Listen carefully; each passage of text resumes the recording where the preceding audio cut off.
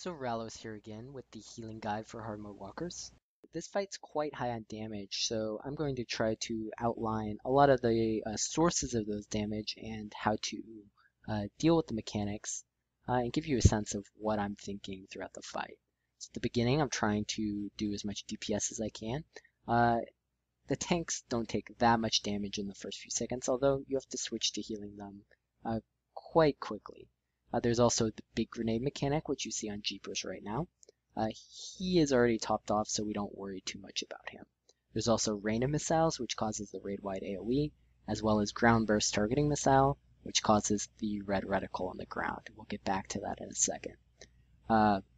One of the potentially most damaging mechanics is when you get pulled in and everyone gets a gravity missile on them. What you want to do is make sure that the raid spreads out as much as possible for gravity missile so that you take less damage.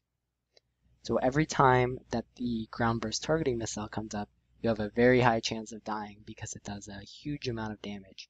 There's not much you can do as a healer if other people take this damage. That's on them to get out of the red. But you really need to make sure you're always watching your feet throughout the fight because you really can't afford to take that without a cooldown.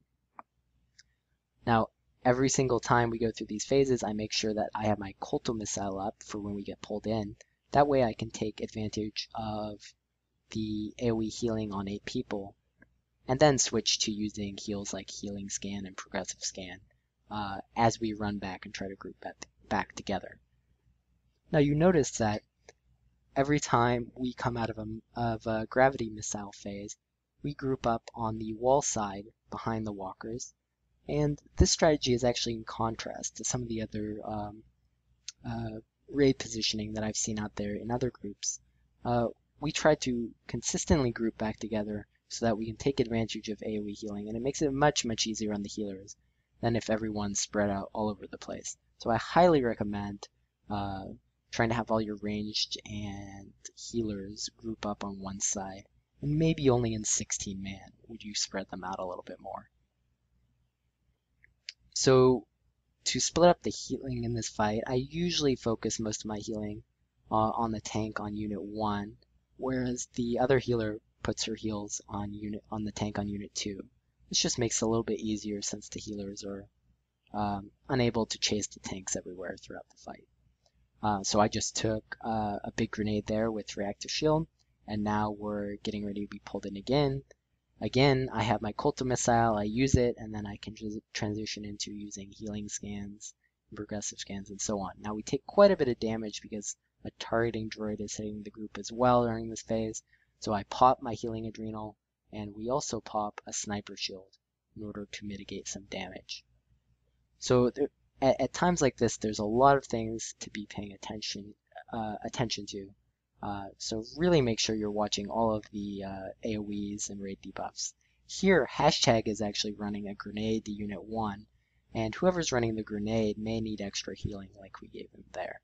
This is one of the things you really have to pay attention to as a healer, is who is liable to take the most damage. So in this case, anyone who's running a grenade may actually get, since they are stunned while putting the grenade up on Unit 1, they actually can't get out of the ground burst AoE or targeting droid AoEs, so they often take extra damage. Now we're moving up here towards another pull-in, and on this pull-in we actually almost wipe because of an unfortunate sequence of events that you're about to see. So over in the middle you see hashtag coming across to Unit 1 with the grenade, and he also gets a big grenade on him, and we all get pulled in at the same time. So I actually get clipped on the side of his big grenade, and since I'm overlapping with him, he takes a lot more damage and he just can't survive that. So it's important when these sorts of things happen that you don't panic, that you stay calm, that you have the DPS do the battle res.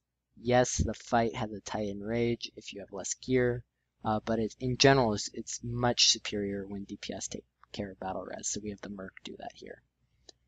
So we're able to recover from that death and actually go on to kill the fight. So it's at moments like that you really need to stay calm. Again, we get pulled in. I have my missile available, I use it, and then I go into healing scans and progressive scan. So this is a pattern that I follow throughout the fight. Apart from this, we're getting near the end of the fight now. So we just go through a couple more sequences of this. I take the big grenade, move from the group. I actually don't pop energy shield here, but it turns out that we're fine anyway. One thing I'd like to note is that I am on a Merc healer here, and we do have 2 Merc heals, but this is by no means necessary. I've actually healed the fight on a number of different healers, and all 3 healers have a lot of useful utility. Operatives, their HOTS really can sustain the raid, and Sorks can actually place their revivification in the middle before you get pulled in, which is quite useful as well. So there's really use for all 3 healers. Anyway, we have made it through the end of the fight with a little bit of mess, but good luck.